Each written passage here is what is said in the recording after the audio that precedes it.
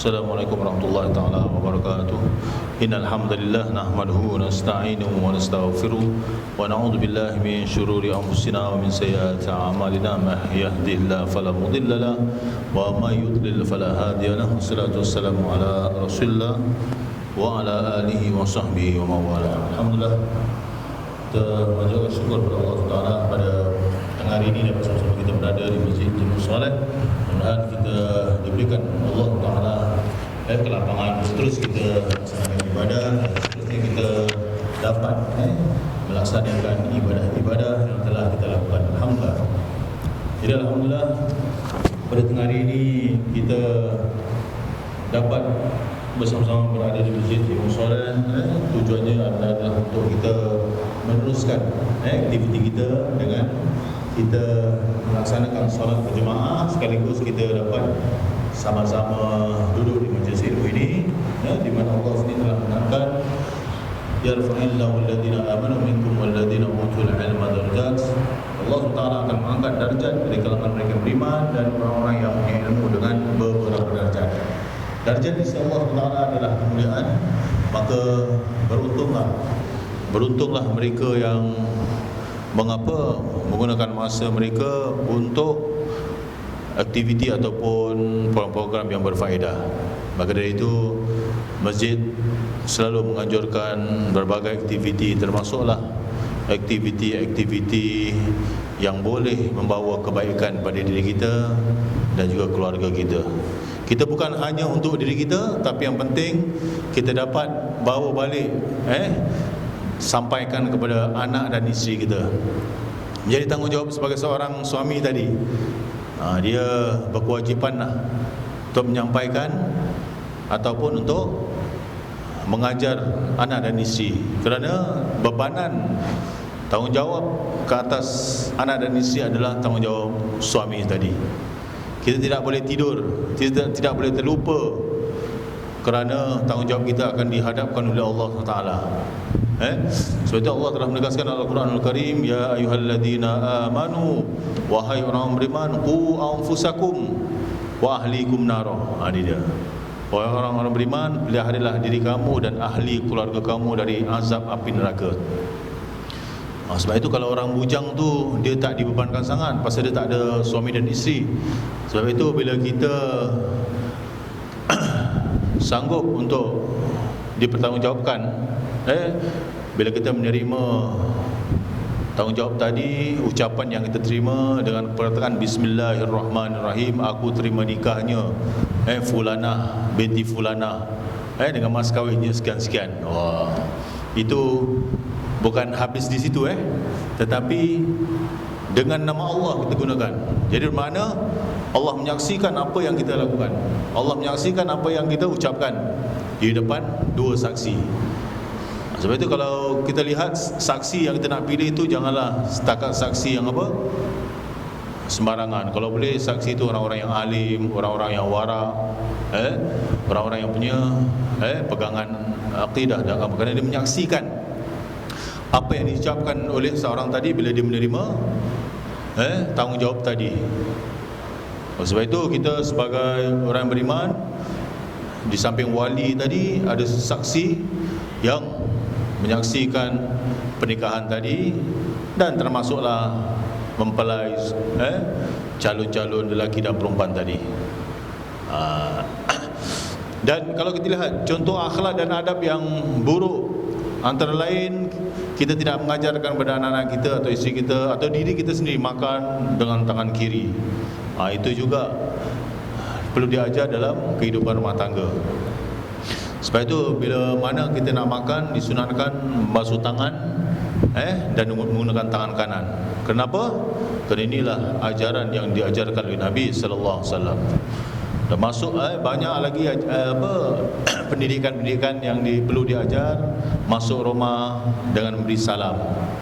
Jadi kalau sekiranya seorang tadi masuk rumah tanpa memberi salam, itu bukanlah ajaran yang diajarkan oleh Rasul sallallahu alaihi wasallam. Termasuk juga bila makan tadi baca bismillah terlebih dahulu, tidak memalingkan muka ketika bertemu dengan orang lain.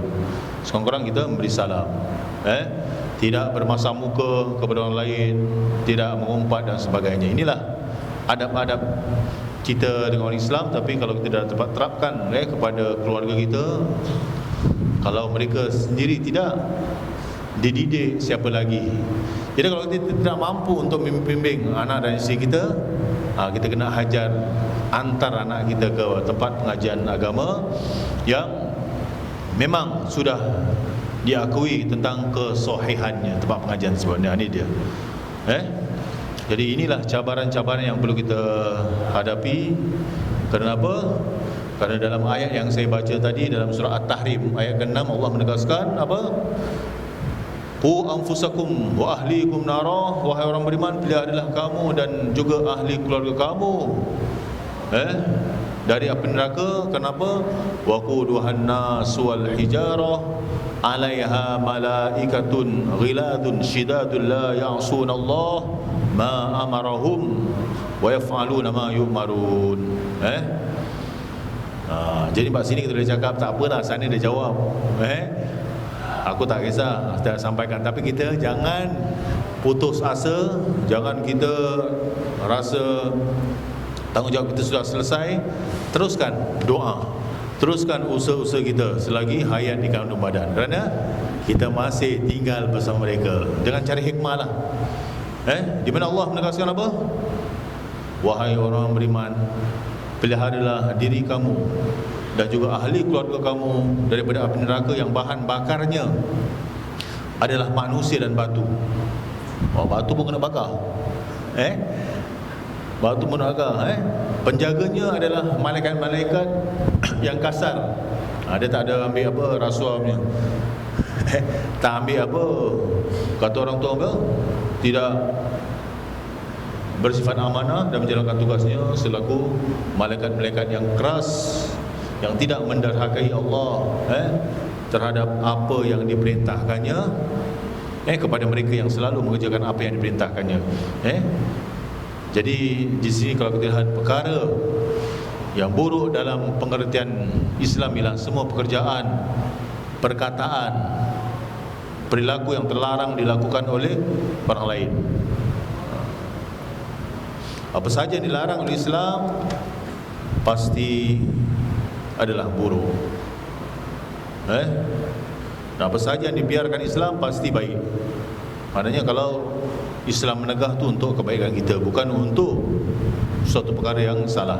Sesungguhnya sesuatu yang dilarang oleh Islam, kalau kita lihat, kerana hal tersebut dapat merosakkan manusia, baik dari segi akidah, ibadah, akhlak dan kepentingan manusia.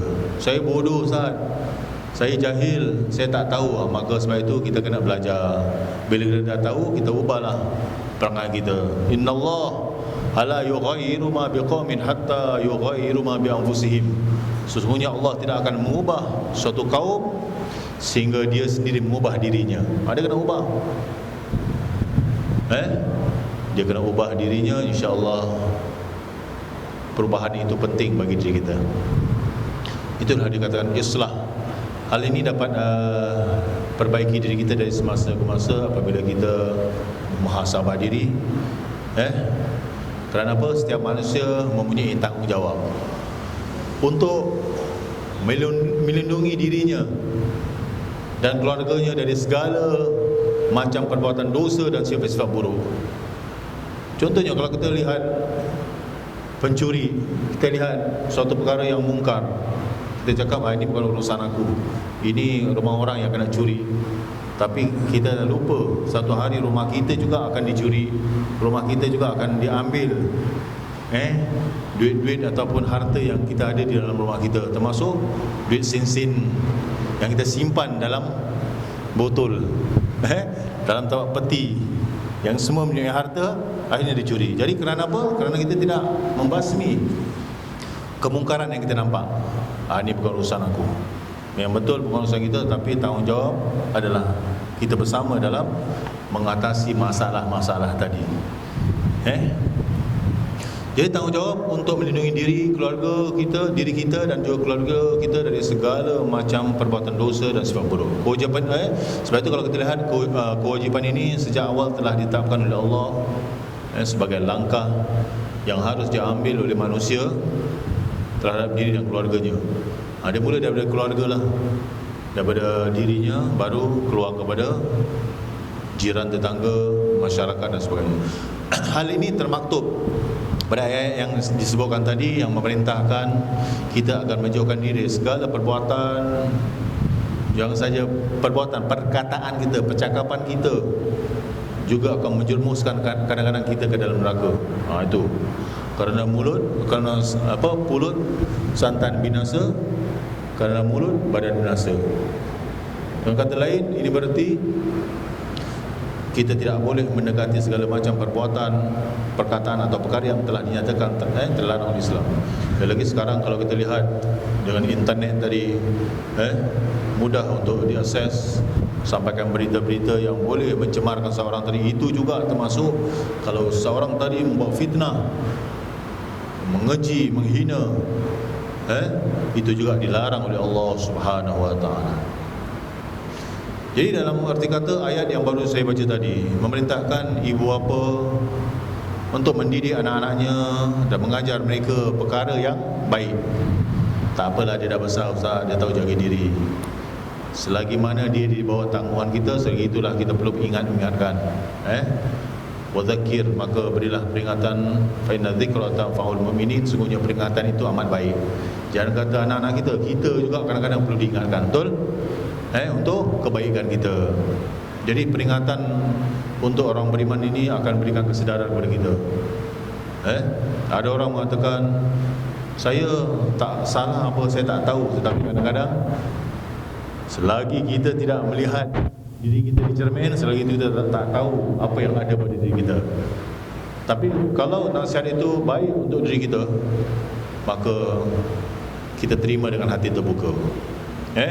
Kita terima dengan hati terbuka. Tapi kalau tidak baik, kita tinggalkan. Termasuk dalam pengertian inilah menyuruh anak menjauhkan diri daripada perbuatan-perbuatan yang dilarang oleh Allah Subhanahu wa taala atau agama itu sendiri. Kerana kalau ibu bapa ternyata berbuat sebaliknya terhadap anak-anaknya, berarti ia telah melanggar hak anak untuk memperolehi perlindungan dari hal yang merosakkan akhlaknya. Jadi sebelum kita nak tunjukkan akhlak yang baik, sebelum kita nak menegur anak-anak, kita kena tunjuk akhlak yang baik. Betul? Ketam tidak akan berjalan betul kalau Ketam tidak akan menunjukkan jalan yang betul kepada anaknya kalau dia sendiri jalan tak betul. Memang kita tak dapat nafikan Ketam jalan tak betul, tetapi istilah sini, ibu bapa Muslim lagi beriman bertanggungjawab untuk melihara lingkungan bukan saja bersih bagi anaknya demi memenuhi hak-hak anak dalam memperolehi suasana sejahtera, iaitu suasana yang dapat menyelamatkan mereka dari neraka. Malahan yang disebut sebersih hati juga perlu ditanamkan. Tidak ada perkara yang dapat menodai, merosakkan akhlak anak tadi. Jadi banyak kejadian kalau kita lihat ibu bapa yang membiasakan perkara buruk pada anaknya. Contohnya, kalau kita lihat sehingga ke hari kemudian menyebabkan putera dan puteri anak-anak tadi terbiasa dengan perbuatan-perbuatan yang dosa itu. Itu kes yang kita jumpa dalam masyarakat kita. Ibu bapa membiarkan anak tidak mensucikan badannya maupun tempat yang ketika dia buang air kecil. Dia buang air kecil pun nak kena jaga juga. Setelah anak tu buang air kecil atau kencing, diajar dalam Islam bila masuk ke tandas didahului dengan kaki kiri, betul? Dan kalau dapat buang air kecil, caranya duduk, betul? Dan selepas itu jangan lupa untuk istirah, berdehem-dehem, betul? Dan selepas itu dibersihkan dengan air. Kalau tak ada air, gunakan apa? Batu dan sebagainya. Jadi kalau mereka ini tidak diajar, dan Rasulullah sallallahu alaihi wasallam pernah bersabda dalam sebuah hadisnya, bila seorang tadi buang air kecil, kalau dia tidak membersihkan betul, dia akan terkena dua dikenakan siksaan kubur kerana dia tidak menjaga kesucian dalam buang kecil tadi. Jadi ini perlu kita fahami tentang hal-hal yang berkaitan tentang kebersihan tadi. Mudah-mudahan walaupun kadang-kadang kita mungkin terlupa dengan kita pelajari dan kita belajar tadi, dapat kita mengingatkan diri kita dan anak-anak. Dan di samping itu juga kena kita lihat sini menyuruh anak mementingkan perkara yang buruk yang terlanjur ditanamkan dahulu. Kita kena perbaiki. Kalau kita dapati ada perkara yang buruk, berusaha memperbaiki akhlak buruknya. Kerana anak kita ni walau bagaimanapun anak, kalau sekiranya setiap yang dilakukan yang buruk, kita kena perbetulkan.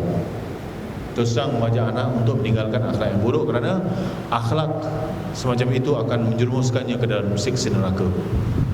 Menutup aurat dari sejak kecil lagi. Okey, lagi-lagi mereka yang sudah mukallaf atau sudah akil baligh. Saya dah sampaikan jangan lupa untuk berdoa kepada Allah Taala, kerana Allah akan beri hidayah pimpinan kepada kita. Dan dalam masa yang sama juga kita minta maaf kepada anaknya kerana telah menanamkan akhlak yang buruk. Kita kena minta maaf kepada anak. Jangan rasa malu untuk mohon minta maaf walaupun kepada anak kita. Sudah mungkin kadang-kadang bapa dah terlepas cakap, engkau bukan anak aku atas perbuatan kau. Tapi kita kadang-kadang kena lihat, kadang-kadang kita ni tersilap dalam perbuatan kita. Jadi perbetulkan. Sebaliknya, anak yang mengetahui ibu bapanya telah bertaubat dari kesalahannya, menanamkan akhlak yang buruk, hendaknya berlapang dada. Itu anak yang berlapang dada lah. Menerima ajakan ibu dan bapa untuk meninggalkan akhlak yang buruk.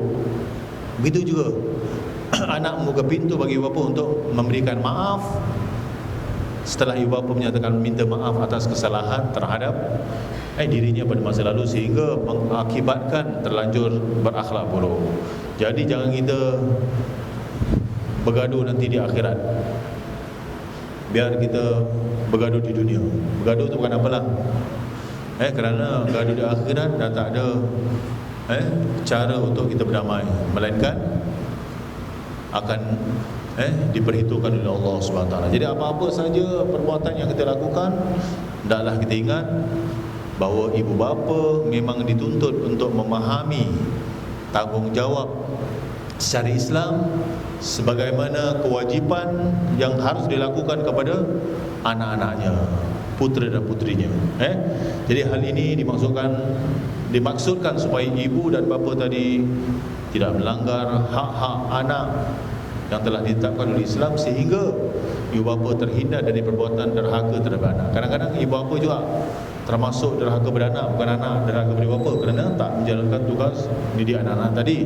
Sebagai Muslim, kalau kita lihat, tentulah kita tidak ingin kelak di akhirat menerima siksa kerana kederhakaan kita kepada anak-anak kita sendiri. Wallahu a'lam bishawab. Jadi ada soalan yang ingin diajukan Chief Engineer, Chief Mas'ud? Tak ada jadi mudah-mudahan kita dapat perbaikilah, kerana anak adalah khazanah, warisan yang menghiasi taman hati setiap insan. Tak ada anak, tak ada masalah. Tapi bila ada anak, dipertanggungjawabkan. Bila tak ada anak, minta ada anak. Sampai apa? Ya Allah, berikanlah aku anak. Bila ada anak, jangan diabaikan. Dulu mungkin rambut kita hitam, sekarang dah berubah putih. Itu bermakna kita ni makin lama makin dewasa. Bukan makin tua. Anak makin lama makin apa? Meningkat dewasa juga. Dulu kalau nak jaga anak masih kecil, susah nak besarkan, nak kasih makan, lagi apa, nak susukan, pakai pampers pun kita kena pakaikan. Tapi bila anak dah besar, kadang-kadang lebih payah sebenarnya kalau kita tak titipkan akhlak-akhlak kepada mereka. Kenapa? Kerana kita takut nanti takut anak ni akan menyalahkan kita nanti di akhirat.